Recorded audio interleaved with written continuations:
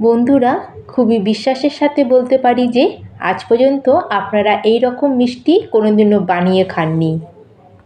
আর এই মিষ্টিটা খুবই জুসি, রসে ভরা, আর যখন এটা খাবেন তখন মুখে দিলেই একদম মিলিয়ে যাবে। তাহলে চলুন বন্ধুরা, দেরি না করে শুরু করা যাক।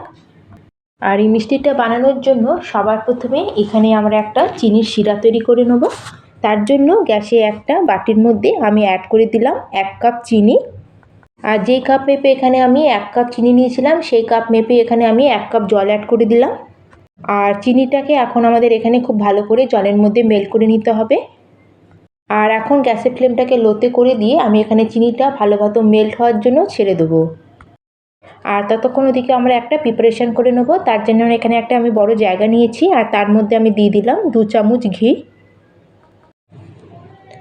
আর ঘিটা অ্যাড করার পরে এখন আমি এর মধ্যে অ্যাড করে দিচ্ছি 3 চামচ মতো রিফাইন অয়েল। আর আপনারা চাইলে ঘিয়ের পরিবর্তে পুরোটা রিফাইন তেল দিয়েও করে নিতে পারেন। আর এখন ঘি আর তেলটাকে আমরা একটু ভালো করে মিশিয়ে নেব। আর এখন আমি এর মধ্যে অ্যাড করে দিচ্ছি মেজারিং কাপ মেপে 1 কাপ সুজি। আর এখানে আমি ফাইন সুজির ব্যবহার করেছি। সুজিটা যদি ফাইন হয় তাহলে আমাদের এই মিষ্টির টেক্সচারটা খুব সুন্দর আসবে। আপনারা চাইলে মোটা দানারও সুজি এখানে ব্যবহার করতে পারেন। আর সুজিটাকে এখানে দেওয়ার পরে এখন আমি ভালো করে তেল আর ঘিয়ের সাথে এটাকে একটা চামচে করে মিক্স করে নেব। আর এখানে আমি ঘি ব্যবহার করেছি, এতে ঘিতে আমাদের মিষ্টিগুলো খাস্তা তৈরি হবে। আর যে তেল ব্যবহার করেছি তাতে আমাদের মিষ্টিটা একটু ক্রিস্পি মতো তৈরি হবে। আর বন্ধুরা, এখানে যে আমি রিফাইন অয়েলের ব্যবহার করেছি, এখানে কিন্তু আপনারা সর্ষের তেলের ব্যবহার করবেন না। আর এখানে আমাদের সুজিটাকে তেল আর ঘিয়ের সাথে ভালো করে মিশিয়ে সুন্দরভাবে ময়ান দিতে হবে। আর খুব ভালোভাবে এটা মেশানো হয়ে গেলে শুধু আমাদের একটা কাজ করতে হবে, এটাকে আমাদের 5 মিনিটের জন্য রেস্টে রাখতে হবে। আর রেস্টে রাখলে কি হবে, আমরা সুজির মধ্যে যে তেল আর ঘির ময়ানটা দিয়েছি সেটা সুজি খুব সুন্দরভাবে অ্যাবজর্ব করে নেবে। সুজির প্রত্যেকটা দানা দানাতে এটা পৌঁছে যাবে, এতে আমাদের মিষ্টিটা যখন আমরা বানাবো খেতে খুবই টেস্টি তৈরি হবে। আর বন্ধুরা, এখানে আমি সুজির মধ্যে খুব ভালো মতো ময়াম দেওয়া হয়ে গেছে। আর আজকে যে আমি মিষ্টিটা তৈরি করছি, এর বানানোর যে প্রসেসটা খুবই ডিফারেন্ট। এতে না বেশি ঘি লাগে না বেশি তেল লাগে। আমরা যে ঘি আর তেল অ্যাড করেছি ব্যাস, ওতেই আমাদের মিষ্টিটা এখানে রেডি হয়ে যাবে। আর তার সাথে এই মিষ্টিটার খেতে টেস্টও অন্যান্য মিষ্টির থেকে একদমই আলাদা। আর এই মিষ্টিটা বন্ধুরা আপনারা অবশ্যই কিন্তু একবার ট্রাই করে দেখবেন। আর আমি ভালো মতো সুজির মধ্যে ময়াম দেওয়ার পরে এখন আমি এর মধ্যে অ্যাড করে দিচ্ছি 1/2 কাপ মতো মিল্ক পাউডার। আপনাদের কাছে যে কোনো মিল্ক পাউডার থাকবে সেটা আপনারা এখানে 1/2 কাপ মতো অ্যাড করে দেবেন। আর এই মিল্ক পাউডার অ্যাড করাতে খুব সুন্দর একটা টেস্ট আসবে আমাদের এই মিষ্টির মধ্যে। আর এখন আমি এর মধ্যে অ্যাড করে দিলাম ছোটো চামচের 1/2 চামচ মতো বেকিং সোডা, আর ছোটো চামচের 1/2 চামচ মতো বেকিং পাউডার। আর দুটোরই পরিমাণ এখানে আমরা সমান রেখেছি, এর থেকে বেশি এখানে এটাকে দেবেন না। আর এখন আমাদের সব কিছু দেওয়ার পরে আবার আমরা ভালো করে সব কিছুকে একবার মিক্স করে নেব। আর সব কিছুকে ভালো করে একবার মিক্স করে নিয়েছি। এখন আমি এর মধ্যে অ্যাড করে দিচ্ছি বাইন্ডিংয়ের জন্য 2 চামচ মতো ময়দা। আর আপনারা ময়দার জায়গায় আটাও এখানে দিতে পারেন। আর আপনাদের যদি এখানে বেসনের ফ্লেভারটা ভালো লাগে তাহলে আপনারা ময়দার পরিবর্তে এখানে 2 চামচ বেসনও অ্যাড করতে পারেন। আর ময়দাটা 2 চামচ অ্যাড করার পরে এখন ময়দাটাকেও আমরা সুজির মধ্যে ভালো করে একটু মিশিয়ে নেব। ব্যাস, এই পর্যন্ত আপনাদের সব প্রসেসটা ভালো মতো কমপ্লিট করে নিতে হবে। আর আপনারা যদি এখানে পরিমাণগুলো সব ঠিকঠাক মতো নেন তাহলে আমার মতে মিষ্টিগুলো খুবই জুসি, রসালো আর একদম পারফেক্ট তৈরি হবে।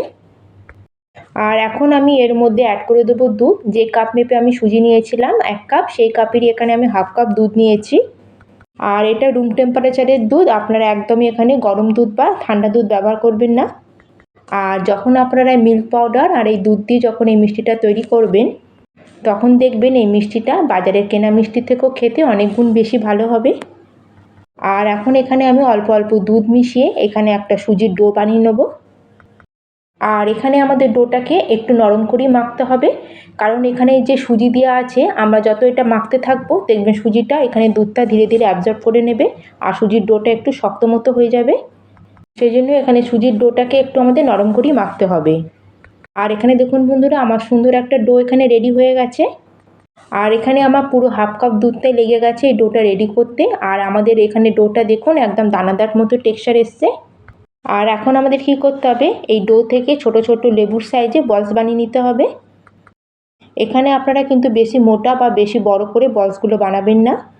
আর এখন আমরা মিষ্টিগুলো তৈরি করব, তার জন্য হাতে সামান্য একটু তেল লাগিয়ে নিয়েছি। আর এখন আমরা এখান থেকে অল্প করে ডো নেব। আর অল্প অল্প করে ডো নিয়ে এইভাবে আমরা হাতের মধ্যে মিষ্টিগুলো শেপ দিয়ে নেব। আপনারা চাইলে মিষ্টিগুলোর এরকম গোল শেপও রাখতে পারেন, কিন্তু আমি এটাকে একটু চ্যাপ্টা মতো করে নেব। সেই জন্য হাতের মধ্যে নিয়ে ভালো মতো গোল করে এখন এইভাবে একটু প্রেস করে এটাকে একটু চ্যাপ্টা মতো করে নিচ্ছি। আর এই মিষ্টিগুলো তৈরি করার সময় সাইডে একটু ক্র্যাকস মতো দেখতে পাবেন। আর বন্ধুরা, যেহেতু এটা সুজি দিয়ে তৈরি, সেই জন্য এটা সাইডে এরকম হালকা একটু ক্র্যাকস থাকবেই। আর এই মিষ্টিগুলো তৈরি করার সময় বন্ধুরা, এগুলোকে আমরা ছোট ছোট লেবুর মতোই শেপ দেবো, কিন্তু খুব বড় করে বা বেশি মোটা করে এগুলো শেপ দেবো না। আর বন্ধুরা, এখানে আমি সব মিষ্টিগুলোকে এইভাবে প্রথমে একটা প্যারার শেপ দিয়ে রেডি করে নিয়েছি। আর আজকের এই মিষ্টিগুলো কিন্তু আমরা কোনো রকম এখানে ফ্রাই করব না। আজকে কিন্তু আমরা এই মিষ্টিগুলোকে একদম বেক করে বানাবো। আমি এটা মাইক্রোওভেনে বেক করে বানাচ্ছি, আপনারা চাইলে এটা গ্যাসে কড়াইতেও বেক করে নিতে পারেন। আর এখানে মিষ্টিগুলো দেখুন বন্ধুরা, এরকমই মোটা রাখবেন, এর থেকে কিন্তু বেশি এগুলোকে মোটা করবেন না। আর এখানে আমি ওভেনের যে ট্রে থাকে তার মধ্যে সব মিষ্টিগুলোকে সাজিয়ে নিয়েছি। আর বন্ধুরা, প্রথমে আমি কনভেকশন মোডে এটাকে 5 মিনিটের জন্য প্রিহিট করে নিয়েছিলাম। তারপরে আমি এটাকে 180 ডিগ্রি টেম্পারেচারে 15 থেকে 20 মিনিটের জন্য বেক করে নিয়েছি। এর থেকে বেশি এটাকে বেক করবেন না। আর যদি এটা আপনারা কড়াইতে বেক করেন তাহলে মোটামুটি 40 থেকে 45 মিনিট সময় লেগে যাবে লো মিডিয়াম ফ্লেমে বেক করতে। আর এদিকে আমার ততক্ষণ চিনির শিরাটাও রেডি হয়ে গেছে। আর এখানে কিন্তু চিনির শিরাটাকে আমরা কিন্তু বেশি গাঢ় করব না বা একতার করব না। তেলকে যদি আমরা ছুলে যেরকম হাতে আমাদের চিপচিপে মতো লাগে, ব্যাস অত পর্যন্ত হলেই আমাদের গ্যাসের ফ্লেমটাকে এখানে বন্ধ করে দিতে হবে। আর চিনিটা এখানে জাস্ট ভালো মতো মেল্ট হয়ে যাবে, হালকা একটু গাঢ় হবে, তখনই আমরা গ্যাসের ফ্লেমটাকে অফ করে দেবো। আর দেখুন বন্ধুরা, এটাকে আমি ওভেন থেকে বাইরে বার করে নিয়ে চলে এসেছি। আর দেখুন কত সুন্দর লাগছে এগুলো দেখতে। আর যখন এগুলোকে আমরা চিনির রসের মধ্যে দেবো তখন এর কালারটা আরও এনহ্যান্স হবে। আর আমাদের তৈরি করে রাখা গরম গরম চিনির রসের মধ্যে এগুলোকে আমরা মিষ্টিগুলোকে এক এক করে দিয়ে দেবো। আর আমাদের চিনির রসটাও হালকা গরম থাকবে আর মিষ্টিগুলো হালকা গরম থাকবে, এরকম পর্যায়ে আমাদের মিষ্টিগুলোকে রসের মধ্যে দিতে হবে। তাহলে আমাদের মিষ্টির মধ্যে একদম ভেতর পর্যন্ত রস চলে যাবে। তাহলে কিন্তু আমাদের মিষ্টিগুলো এখানে খুবই রসালো আর খুবই জুসি তৈরি হবে। আর মিষ্টিগুলো রসের মধ্যে দেওয়ার পরে এইভাবে আমি একটা চামচে করে এগুলোকে একটু উল্টে পাল্টে নেবো রসের মধ্যে। আর ভালো করে এটাকে রসের মধ্যে ডিপ করে এটাকে আমরা কভার করে প্রায় আধা ঘন্টা থেকে 40 মিনিট বা 35 মিনিটের জন্য এটাকে কভার করে রাখবো। তাহলেই কিন্তু মিষ্টির রসটা খুব ভালো মতো এর মধ্যে ঢুকবে। আর এটাকে আমি পুরো 1 ঘন্টা রসে ডুবিয়ে রেখেছিলাম। আর দেখুন বন্ধুরা, কত সুন্দর আমাদের এখানে মিষ্টিগুলো রসালো তৈরি হয়েছে। আর মিষ্টিগুলো এত সুন্দর তৈরি হয়েছে, যাকে খাওয়াবেন তারাই আপনার প্রশংসা করবে। আর এই দেখুন বন্ধুরা, একটা আপনাদের ভেঙে দেখাচ্ছি, দেখুন কত রসালো আমাদের এই মিষ্টিটা তৈরি হয়েছে।